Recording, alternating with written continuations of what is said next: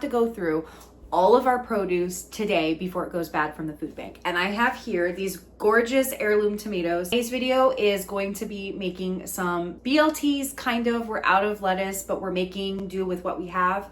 And that way all these beautiful tomatoes get used up and don't go to waste. Remember back when we were living in Pennsylvania growing up, that every year we had a neighbor that always grew tomatoes outside. And one of the best memories of summertime was being able to like go and pick tomatoes off the vine and eat them straight from outside. This is like my first true real tomato of the summer. So I'm gonna give it a little try before I start cutting up the rest of them.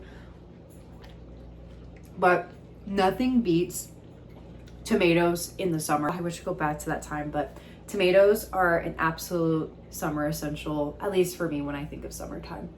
I've got some questions recently about what Swedish dishcloths are. Swedish dishcloths look like this.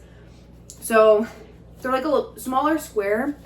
They have some good thickness to them, more so than a paper towel. Some of them have a textured background, but they often have like cute little designs. And the cool thing about these is it can completely replace the paper towels that you do own. And why that is important for people that don't want to spend a lot of money on single-use items is these things can be reused at least up to like 200 times, and you can also clean them. So you can put them in your dishwasher, you can put them in your washing machine. You're done, when it's kind of on its last legs, you can end up composting them. And the cool thing about this is it became more of a trend, I want to say maybe 5-6 years ago. That's when I became aware of these, was when I was going on kind of my zero waste or low waste journey, was Swedish dishcloths. Well, these have been around since 1949. They were invented by a Swedish guy, and there's only apparently still 2 manufacturing plants in the world that produce these, one in Sweden and one in Germany, because of the proprietary material. It's made out of cellulose and cotton, and they still haven't revealed to the world how they make it. You can normally get these like 3 in a pack for $10. And it severely really cuts down on using any single-use items. And especially with the increase in paper towels and toilet paper and paper products that families go through, these can definitely cut a good size dent in your budget. And that's why we primarily use these. And how I use them in my berry jars are kind of like this. So I have some weck jars that I have had for like 5 years now. I typically just like shove them in just to absorb any excess moisture so berries don't go moldy. Where we live in the Pacific Northwest, it's not uncommon for mold to just kind of grow because the spores are everywhere in the air. So we do have to be really mindful about just like stagnant water, about just like mold and mildew grows everywhere, and you just have to stay on top of it. So this is a good way for us. That's how I make things last, so things aren't going as bad quickly and getting gross and moldy over. Can't stop eating the tomatoes. Okay, but all the tomatoes are cut, ready for our sandwiches. And now I gotta make the bacon, and I might scrounge around in our fridge to see if we have any leaf. I think we still have some salad mix left. Maybe we can use spinach instead of lettuce. But I hope this just is another instance of you can be creative with whatever ingredients you have. You don't necessarily need to copy an exact recipe to eat what you're craving. And it's okay to just kind of play around with food because, you know, we're only on this planet for one time. We might as well have fun while we're here. Luckily, the salad that we also got last week at the food bank is still in really good condition. Take some of the spinach from this to put on our sandwiches.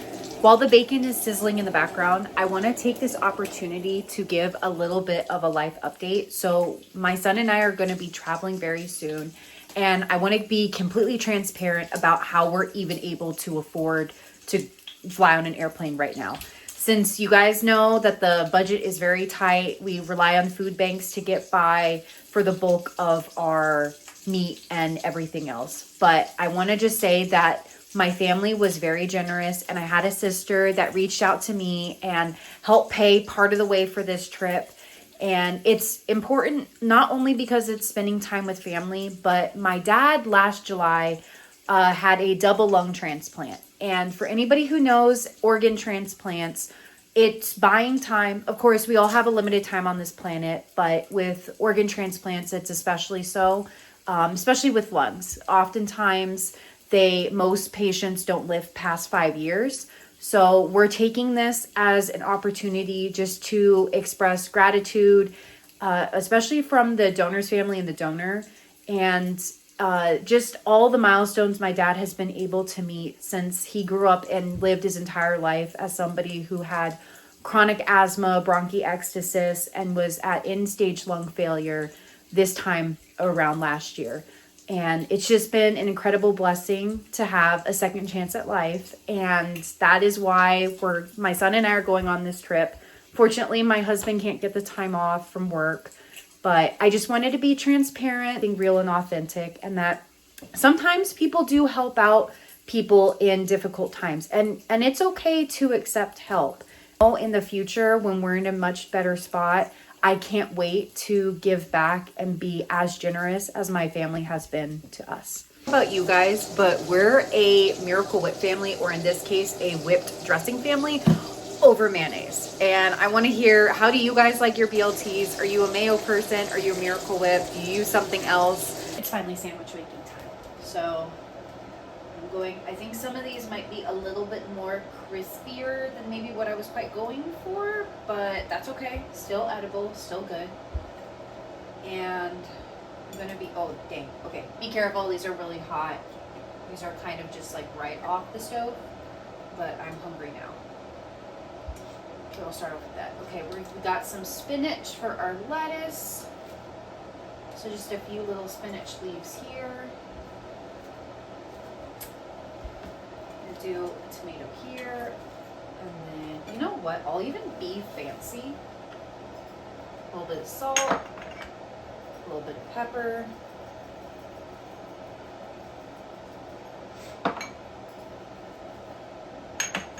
Okay, take this and smush. That's how I turn basic food bank staples into a gourmet-style BLT. It's all about being resourceful and mindful with what we have.